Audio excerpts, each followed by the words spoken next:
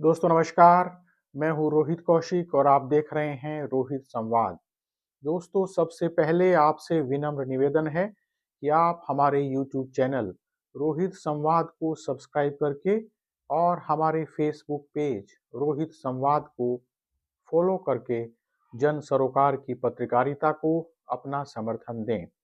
Bell icon भी दबा दें ताकि जब भी हमारी नई वीडियो अपलोड हो तो आपको उसका नोटिफिकेशन मिल जाए। इस वीडियो को लाइक कर, शेयर कर और इस वीडियो पर कमेंट कर भी आप हमारी आवाज़ को बुलंद कर सकते हैं। दोस्तों प्रयागराज महाकुंभ में भगदड़ मचने से कई लोगों की मौत हो गई और अनेक लोग घायल हो गए। महाकुंभ में इस हादसे के बाद अनेक लोग उत्तर प्रदेश सरकार पर सवाल उठा रहे हैं, उत्तर प्रदेश सरकार पर प्रश्न लगा रहे हैं।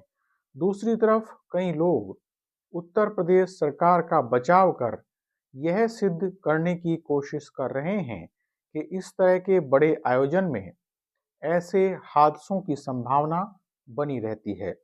उत्तर प्रदेश सरकार भी बचाव की मुद्रा में है। जाहिर है कि सरकार बचाव की मुद्रा में होगी ही। इस हादसे के संबंध में सबके अपने अपने तर्क हैं, लेकिन क्या इन तर्कों से जान गंवाने वाले लोग वापस आ सकते हैं?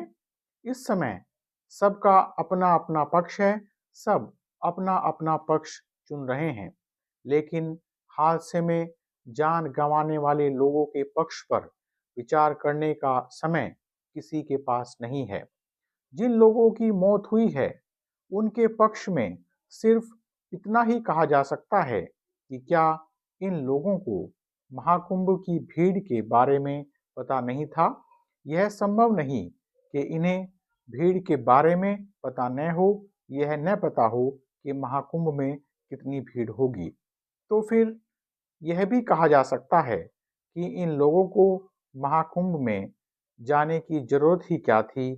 लेकिन सवाल फिर वही है कि क्या यह सब कह देने मात्र से इन लोगों की जान बच सकती है? दोस्तों यह इस तरह की पहली घटना नहीं है। बड़े बड़े मेलों, बाबाओं के प्रवचनों, कथाओं और इस तरह के बड़े आयोजन में जहां भारी संख्या में भीड़ आती है, जहां भारी संख्या में भीड़ जुटती है, ऐसे हादसे पहले भी होते रहे हैं। प्रयागराज कुंभ में हुए हादसे से एक दिन पहले ही उत्तर प्रदेश के बागपत जनपद के बड़ौत कस्बे में जैन निर्वाण महोत्सव में कई लोगों की मौत हो गई और अनेक लोग घायल हो गए। बड़ौत में आदिनाथ भगवान के निर्वाण के लड्डू चढ़ाने के कार्यक्रम में लगभग 40 फुट ऊंचाई पर स्थित मंदिर तक पहुंचने के लिए बांस से बनाकर मचान तैयार किया गया था, मचान बनाया गया था। भीड़ बांस के मचान से मंदिर तक जाने की कोशिश कर रही थी। इसी बीच मचान टूट गया और मचान टूटने के कारण कई लोगों की मौत हो गई और अनेक लोग घायल हो गए। निश्चित रूप से ऐसे सभी आयोजनों में आस्था की वजह से भीड़ उमड़ती है। यह जग जाहिर है कि आस्था के मामले में कुछ नहीं किया जा सकता, आस्था के मामले में किसी को कुछ नहीं समझाया जा सकता। आस्था के मामले में न ही तो लोग समझने के लिए तैयार होते हैं और न ही किसी के द्वारा उन्हें समझाने की कोशिश की जाती है। यदि कोई जिम्मेदार इंसान कुछ समझाने का प्रयास करता भी है, कुछ समझाने की कोशिश करता भी है, तो उसे धर्म विरोधी बताकर, धर्म विरोधी मानकर उसकी बात को नहीं माना जाता है। ऐसे मामलों में सरकारें और धार्मिक संस्थाएं भी कम दोषी नहीं हैं। सरकार और धार्मिक संस्थाओं द्वारा स्वयं ही यह कोशिश की जाती है, ऐसा प्रयास किया जाता है कि ऐसे आयोजनों में ज़्यादा से ज़्यादा भीड़ पहुंचे। सरकार को तो सिर्फ वोट बैंक दिखाई देता है। यही कारण है कि ऐसे आयोजनों में सरकार की तरफ से जिस तरह की सख्ती की जानी चाहिए उस तरह की सख्ती नहीं की जाती है। दोस्तों, उत्तर प्रदेश सरकार ने प्रयागराज महाकुंभ को अपनी प्रतिष्ठा का प्रश्न बना लिया था। इसी कारण से सरकार द्वारा यह कोशिश की जा रही थी, यह प्रयास किया जा रहा था कि वहां ज़्यादा से ज़्यादा लोग पहुंचें। एक जिम्मेदार सरकार की यह कोशिश होनी चाहिए कि ऐसे आयोजनों में एक साथ बहुत ज़्यादा भीड़ न पहुंच सके। लोगों को यह भी समझाना चाहिए कि अगर आप कुंभ में नहीं जाएंगे तो कोई पहाड़ नहीं टूट पड़ेगा, अगर आप कुंभ में नहीं जाएंगे तो कोई पाप नहीं लगेगा। आप जिस गांव, शहर और कस्बे में हैं, वहां से ही पूजा कर्म, धर्म का लाभ कमा सकते हैं, धर्म का पुण्य कमा सकते हैं।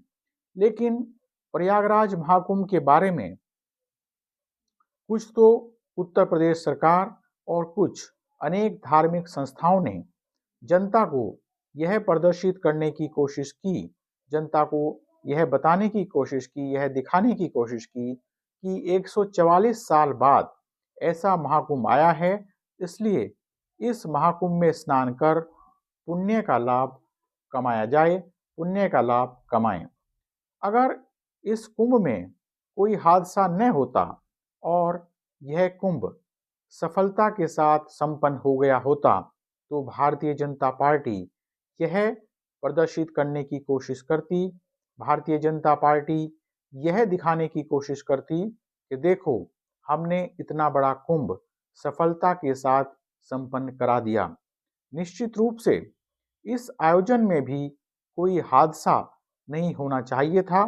इस तरह के बड़े आयोजन सफल होने ही चाहिए ताकि जान माल का नुकसान न हो सके। किसी भी आयोजन को सफलतापूर्वक संपन्न कराना हर सरकार की जिम्मेदारी होती है। समस्या तब आती है जब सरकार अपनी जिम्मेदारी को भी यह प्रदर्शित करने में लग जाती है, अपनी जिम्मेदारी को भी यह दिखाने में लग जाती है कि जैसे वह कोई बहुत बड़ा काम कर रही है। दोस्तों, प्रयागराज महाकुंभ में हादसे की बड़ी वजह भीड़ का अनियंत्रित होना माना जा रहा है। इसलिए शासन और प्रशासन पर तो सवाल उठेंगे ही, क्यों भीड़ को नियंत्रित करने में लापरवाही बरती गई। भीड़ का सही तरह से प्रबंधन हो, यह प्रशासन की जिम्मेदारी होती है। शासन और प्रशासन दोनों के पास यह सूचना जरूर होगी, यह पता जरूर होगा दोनों को कि महाकुंभ में मौनी अमावस्या के स्नान में भी भीड़ किस हद तक बढ़ सकती है, मौनी अमावस्या के स्नान में भीड़ किस हद तक आ सकती है।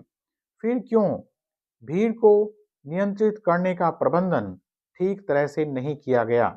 आरोप यह भी है कि पुलिस का ज्यादा ध्यान महाकुंभ में वीआईपी मेहमानों के प्रबंधन पर ज्यादा रहा। यह कटु सत्य है कि ऐसे आयोजनों में वीआईपी मेहमानों के आने से पुलिस का काम और ज़्यादा बढ़ जाता है और पुलिस के सामने कई तरह की चुनौतियां आ जाती हैं। लेकिन आम श्रद्धालुओं का ध्यान रखना भी पुलिस की जिम्मेदारी है। प्रयागराज महाकुंभ में बेहतरीन व्यवस्थाओं के नारों के बीच ऐसे कई वीडियो सोशल मीडिया पर दिखाई दिए, सोशल मीडिया पर वायरल हुए, जिसमें श्रद्धालु यह शिकायत करते हुए दिखाई दे रहे थे कि उन्होंने महाकुंभ में कितनी चुनौतियां झेली हैं। लोगों को भी यह सोचना चाहिए, श्रद्धालुओं को भी यह सोचना चाहिए कि बड़े आयोजनों में जाने की बजाय वे जहां हैं, जिस गांव में हैं, जिस शहर में हैं, जिस जगह भी हैं, वहां से ही पूजा करके धर्म का लाभ उठाएं। ऐसी भीड़ वाली जगहों पर जाने की ज़्यादा जल्दी न दिखाएं। क्या प्रयागराज महाकुंभ और बड़ौत हादसे से कोई सबक लिया जाएगा? बहरहाल आज रोहित संवाद में इतना ही। जल्दी ही मिलेंगे एक नए मुद्दे के साथ। नमस्कार।